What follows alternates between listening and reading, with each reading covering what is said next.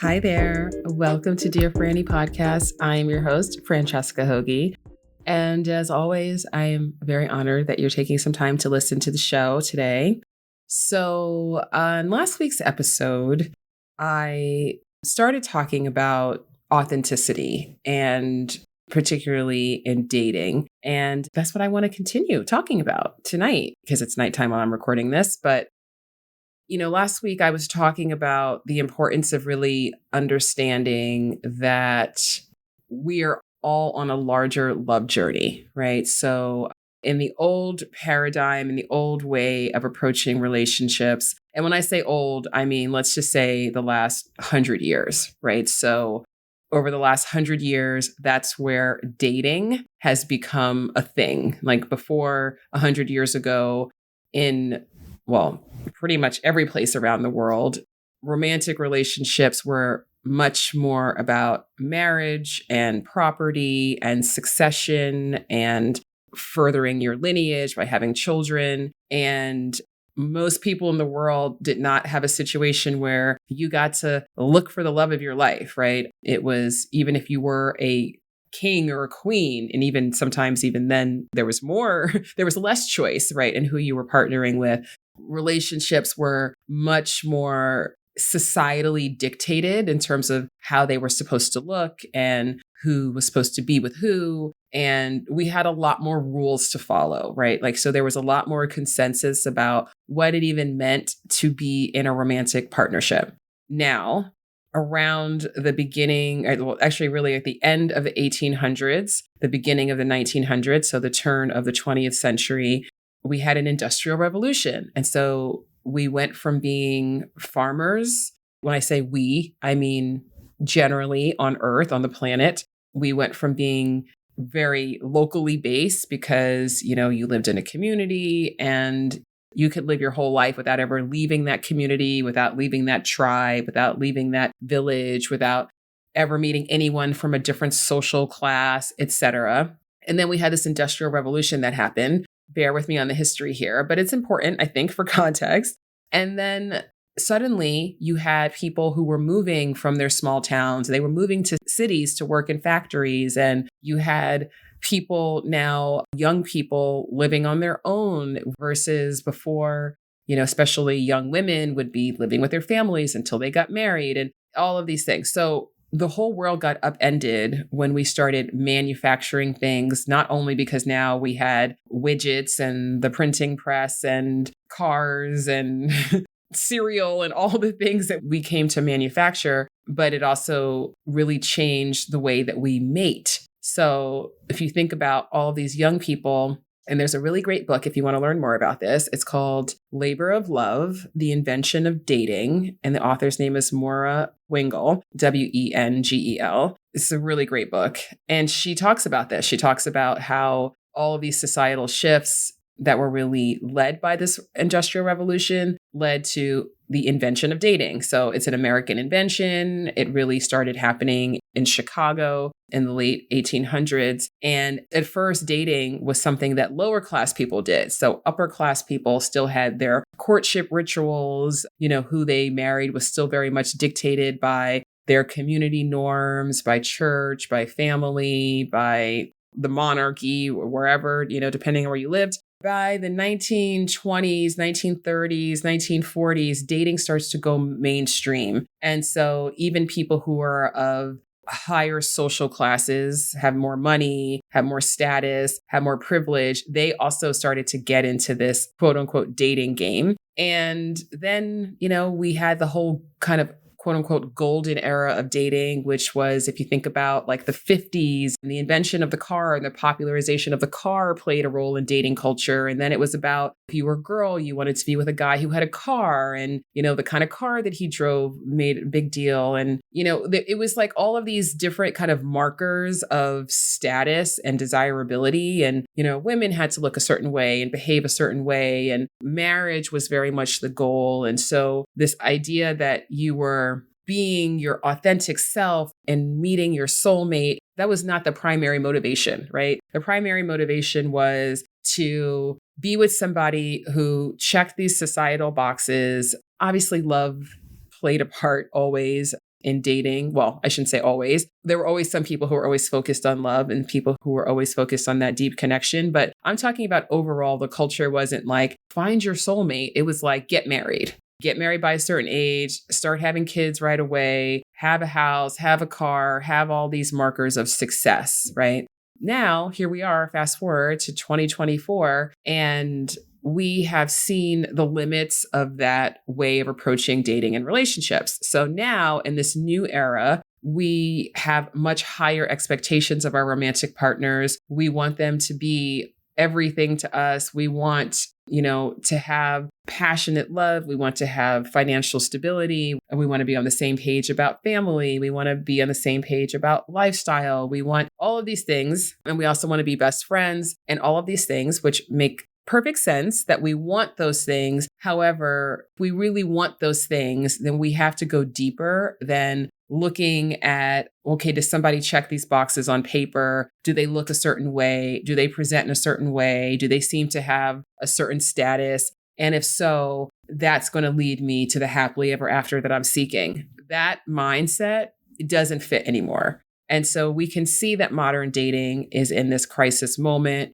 with apps and all of this. And I don't want to repeat myself too much from last episode, but we're at a moment now where a lot of people are feeling very confused about what relationships are supposed to look like, who they're supposed to be with, what compatibility really means. Now that breaking up and getting divorced has become very normalized, we have a whole population of people who've had a lot of very deep relationships, long-term relationships, marriages, children, all these things, and are like, okay, that didn't work out.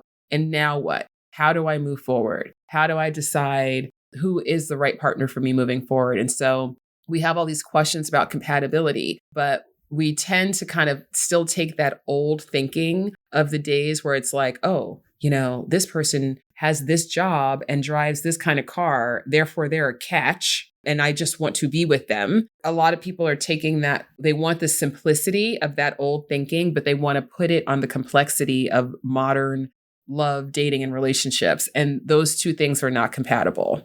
And not be so focused on the other person, which is what we tend to really focus on. Because again, that's the old thinking. That's the old mindset around love. We've all been conditioned with to some extent. And to bring it back to you and to bring it back to your authentic self and what that actually even means. Because the best way to actually determine whether or not you are compatible with another person is to be your authentic self. Because then it will be evident. Do you like each other, right? Do you get along? Are you on the same page? Do you share the same values? Do you see the world in compatible ways? They don't have to be identical ways, right? But they need to be compatible. Are you someone who values family over everything else? Are you someone who cares deeply about your career and the work that you do? Are you both, right? Do you believe in traditional roles in relationships? Or are you more flexible? Like there's all these different things that make up compatibility, particularly the values that if we were all just showing up authentically as ourselves, this wouldn't be such a question. The reason that we tend to not show up authentically as ourselves is because we have a lot of scarcity thinking around relationships. And so it's like, well, this person is a quote catch because they check all these boxes and there's not a lot of people who meet this criteria. So I need this to work out, right? That's like the attitude a lot of people are approaching their romantic relationships from, that perspective. And we see the limits of that. So authenticity, which I promised that really, that's what I'm going to talk about today. And so there's layers of authenticity. And a lot of times when people talk about it, I think it's in a way that's maybe a little bit too generic. And people can say, okay, well, I am being authentic, but maybe not so much. So there's 3 levels of authenticity that I want to introduce you to. And I'm not saying I'm the first person who said this. I'm sure other people have said similar things, though this is a case of independent discovery, if that is the case, because I haven't looked into what other people have to say about this. This is just my own observation. Number 1, the first level of authenticity is actually knowing who you are. So knowing your true self versus the conditioned self, right? So we all have been conditioned to think certain things and believe certain things about ourselves and about the world based on our upbringing and our families of origin and our communities and society at large, whatever societies, whatever communities that we belong to. And it's not all bad, right? Like this is literally how we learn about the world, is by these stories and these beliefs and these identities that are assigned to the people around us, that people assign to us.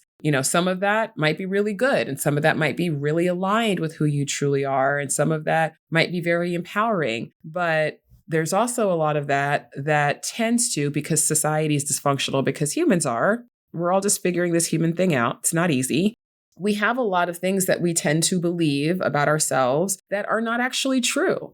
If you grew up in a household where you were always told that you talk too much, and so maybe you've had this belief about yourself your whole life that you talk too much, and so you need to shut up because nobody cares about what you have to say, or you don't want to annoy people. And so you're used to holding back what you're really thinking. And maybe you've gotten so good at that you don't acknowledge how you really think or what you really believe or what you really feel. And maybe if your conditioning was such that you thought that the only way to be safe, and maybe in your actual situation, it was the only way to physically actually be safe, was to go along with everything that everyone around you was saying. That is something to have a lot of compassion towards yourself for, and to give yourself a lot of love, right? To that part of yourself that thought that your own viewpoint wasn't valuable, wasn't worthy, etc. But understanding like, okay, how much of that am I still carrying with me? And how much of that am I now in my interactions with people? Am I just so used to saying what everybody else is saying because I think that's what's going to bring me love? How much am I holding back? Or was I told, maybe, you have the opposite. Some people are told to talk too much. Some people are saying, speak up, say something, have an opinion. Maybe you grew up in a household with very opinionated people. You felt like you also had to have an opinion about everything because that was the energy and that was the conditioning and how you were brought up. So a lot of this and a lot of the ways in which we operate in the world are not really true to ourselves. It's true to a story. Maybe it came out of trauma. Maybe it wasn't necessarily a trauma, but just a way of doing things in whatever environment in which you were raised. And you might have to take some time to know who you truly are versus that conditioned self. Because when we talk about authenticity, a big part of that conversation tends to be speaking your mind, right? Oh, I keep it 100. Like there are a lot of people who say things like, oh, well, I'm honest. I say it like it is. I say what I'm thinking. I say what's on my mind. Just because you're saying what's on your mind, just because you're giving your opinion, it doesn't actually mean that you're being authentic to your actual self.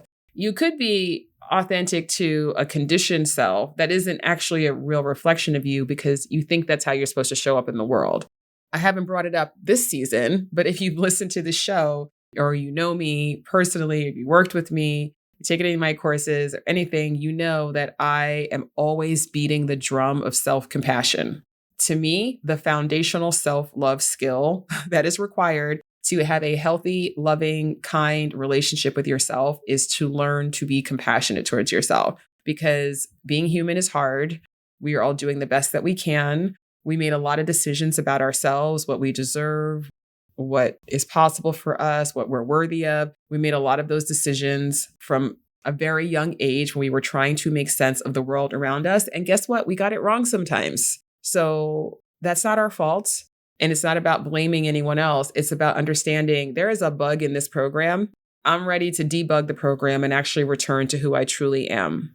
Because not only from a compatibility perspective, are you going to meet a better partner for you, the more you're able to be your true self, you're also just going to feel better because that's what you're here to be. You're here to be you, right? Like imagine if everyone said, okay, I'm going to go into the world and I'm just going to pretend to be someone else. I'm going to pretend to have different values, different opinions, a different personality, different interests. I'm just going to do that. And I'm just going to hope that I meet a really great partner. How would you even know? it doesn't compute, right? Like intuitively, you understand that if you're pretending to be somebody that you're not going to meet the right person for you. So even though we may not be fully deciding, like, I'm just going to be an imposter, I'm going to fully pretend to be someone else, we can still have these parts of ourselves that we are hiding away, that we're diminishing, that we're downplaying, that we don't want to look at it. We don't want to acknowledge it. And so we want to keep that from other people. So knowing your true self is the first part of it, but then giving yourself permission to be your true self and understanding that that is actually who you were meant to be. You were literally on this planet to be your true self. And to feel the joy of that, the ease of that, that's the thing that you're an expert in, right? No matter the conditioning, underneath all of that, there is still your true self. So knowing your true self and giving yourself permission to show up with that North Star of who you really are, that is a level of authenticity that I think a lot of people skip.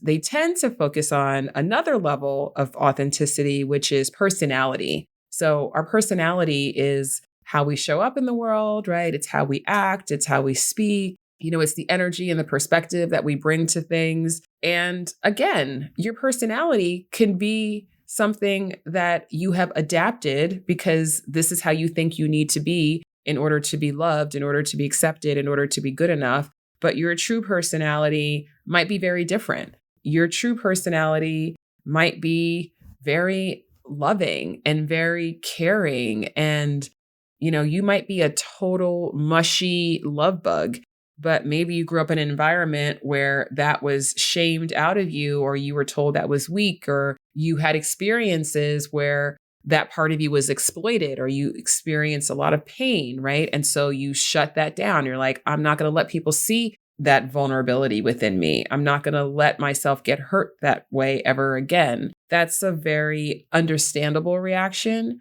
However, your true self is who you are. And a decision that you're not going to show it doesn't change that. So when you're not acting in alignment with who you really are, you are robbing yourself of being yourself. On a compatibility perspective, you are absolutely robbing yourself of finding the partners who are right for you. Because if you're really a love bug, then you want to be with another love bug. Okay. You don't want to be with somebody who has also shut their hearts down. That's only going to cause you more pain. So I know that society gives us so many messages about what's acceptable, and it's easy to internalize those messages. But the freedom of actually letting yourself be yourself is its own reward. And that's also where you have the most power to manifest good things in your life. I remember one of the hardest times in my life, my first 2 years of college, not great. And my second year in particular, I really for the first time tried on being a different person. I was like, I didn't have that many friends. I had a couple of friends. I was in this weird antisocial phase, but the people that I was surrounding myself with in the kind of periphery were people who I felt that in order to be accepted by them, I needed to be different than I was. I tried on being different than I was, going along to fit in with them. And it was exhausting. It was so hard. It was so hard.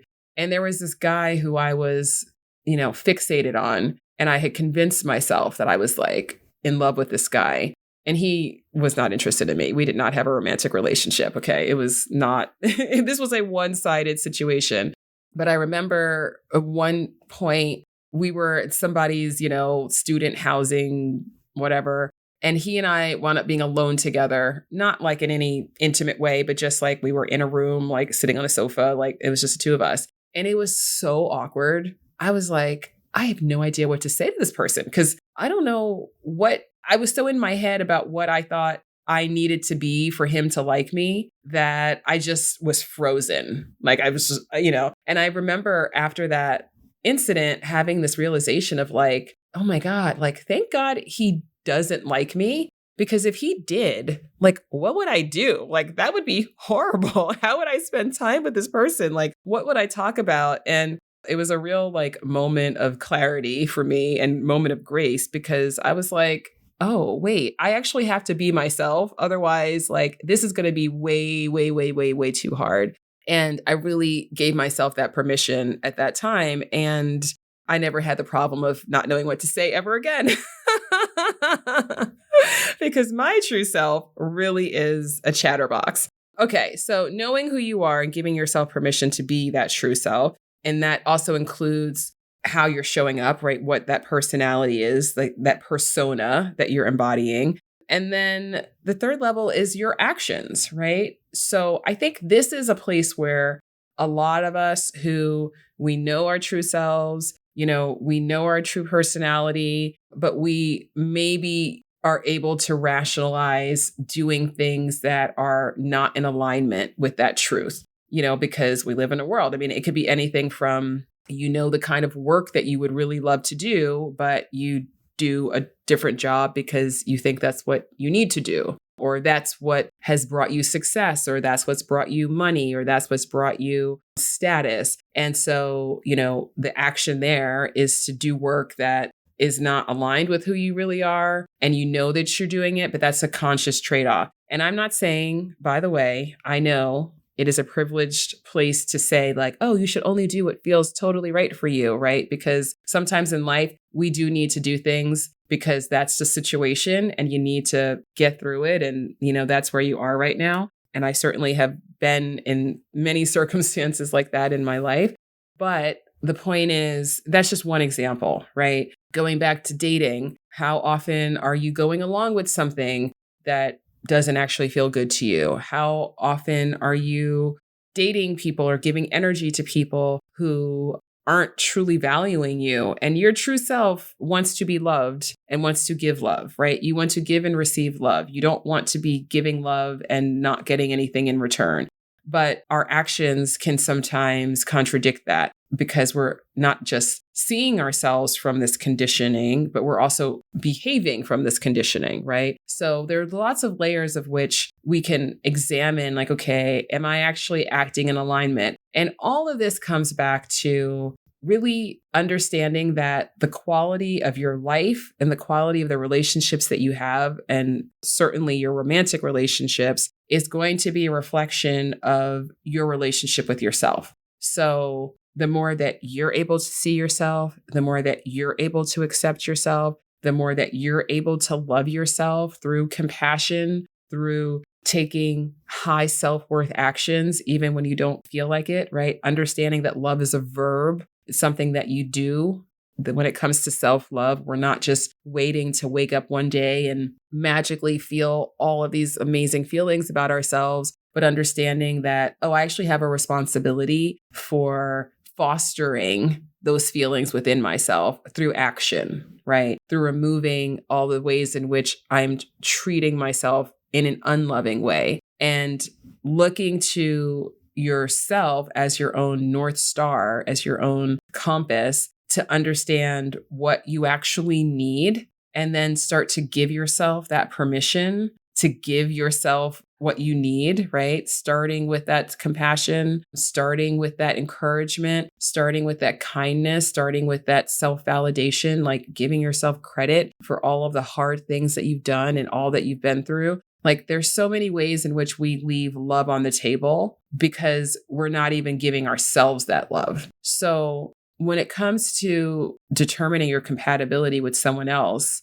you don't have to be perfect in anything ever. Thankfully, that's not required. But the more you can move in the direction, knowing yourself, honoring yourself, treating yourself with love, then when you meet other people, it's going to be real clear. It's like, well, this person doesn't treat me as well as I treat myself, so I'm not even interested in them romantically, right? Or, wow, this person can actually see me for who I am. I can feel, not just see, I can feel. They're not just projecting ideas onto me of who they think I am or who they think I should be. They actually are hearing me. They're actually seeing me for who I truly am. And I see me for who I truly am. And that's why I can recognize it. And that's why I can appreciate it. And that's why I can see that there's a beautiful connection here. Doesn't mean they're necessarily your person. But my point is, the more skilled we are at giving ourselves the gift of this awareness and of living as our true selves, the more clarity we're going to have with everything in our lives particularly when it comes to dating and when it comes to relationships. And that is what I want for all of you. If you are listening to this, I want you to have that clarity. I want you to have that peace. I want you to take away the burden and the stress of trying to be someone that you're not and just giving yourself the gift of being who you are, because that's the magic. Your magic is in your true self. And that's how you're going to recognize the people who are right for you. And also how you're going to recognize the people who are able to be their true selves, right? So that's when the energy of who you're attracted to, of who's attracted to you, really gets good, right? You really start to get in that flow, because the person who sees themselves can also recognize when other people see themselves. And that's so magnetic. And that's the start of something so beautiful. But before you even get there, it's such a gift, and it's so beautiful. And it's so exciting to feel that recognition on your own within yourself, and then just let it be amplified by the relationships that you have. So that's what I wanted to say today. And I hope that all makes sense. And let me know what you think of this episode. You know, as always, I so appreciate not only that you listen to the show, but when you share the show, when you let me know what you think of it, when you rate and review the show. Thank you so much for all of our 5-star ratings and reviews. It means so much to me. And yeah, thank you. Just thank you, thank you, thank you. I am at Dear Franny on all the places, on Instagram, on Threads, on LinkedIn, on everywhere. Yeah, I would love to hear from you. So thank you so much for listening. Have a great rest of your week wherever you are in the world. And I will be back with another episode. Till then, take great care of yourself. Bye.